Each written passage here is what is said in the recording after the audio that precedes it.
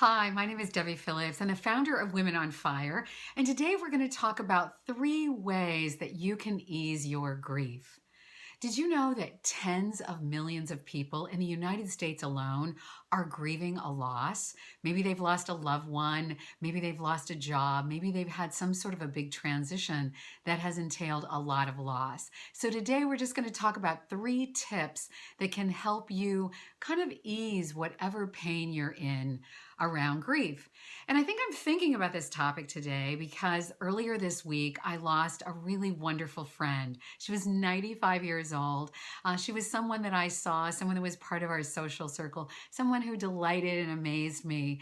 And I was aware how sad I was. I spent a day tears just flowed from my eyes because I was just so sad at her loss. So for you today, here are the 3 ways that you can ease your grief. And I'm going to give you some resources that might help you as well. So, the first one is, and I always say this in my 20 years of coaching people, when it comes to grief, the first thing you need to do is triple your self care. And what do I mean by that? When you are grieving, it's as though you have been in a car accident. Maybe you've broken your arm. Maybe you've broken your arms and your legs. No one can see that, but inside you're really hurting.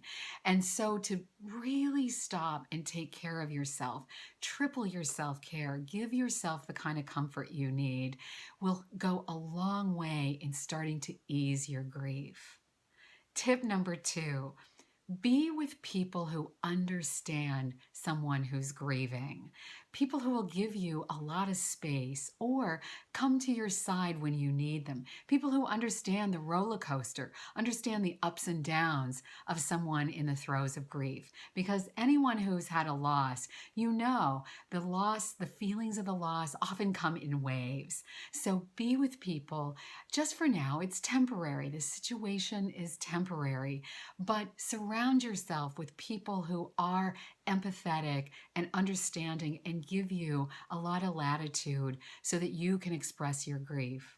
And number 3, in order to really ease your grief, one way is to be very, very gentle on yourself. Remember, there is no timetable. Your grief will take as long as it takes to work it through. And so be gentle on yourself. Don't think, oh my goodness, I lost that person a year ago and I need to I need to get over it. Because a lot of times we get a message in our society that we just need to buck up and get over it. So I hope those 3 tips, if you're in the middle of grief or if you're trying to help someone grieving, I hope you'll find those helpful. And while I have a bookshelf filled with grief books, and there are some tremendous ones out there, I picked out 3 today that I think can really help you.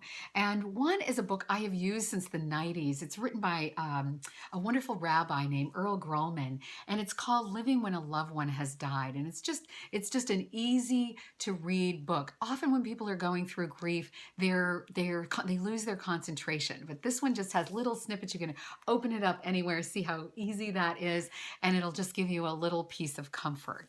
Another book that I have loved very much is Joan Didion's The Year of Magical Thinking. It's what we go through in our minds, many of us, when we lose someone. It's very insightful. Year of Magical Thinking. And last, this happens to be a cassette. Oh, I've had this around for a long time, but this is available in MP3 form and certainly CDs. It is my favorite meditation tape. It's a guided meditation by Belruth Naparstak, who's a pioneer in guided meditations. It's called A Meditation to Ease Grief. It's awesome and can be very, very comforting. So I hope this was helpful today, and I hope if you are grieving that you find the peace and the comfort, and just know that eventually you will work this through, even if it feels rocky right now.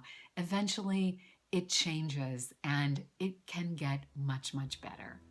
Thank you for stopping by today. I look forward to seeing you next time.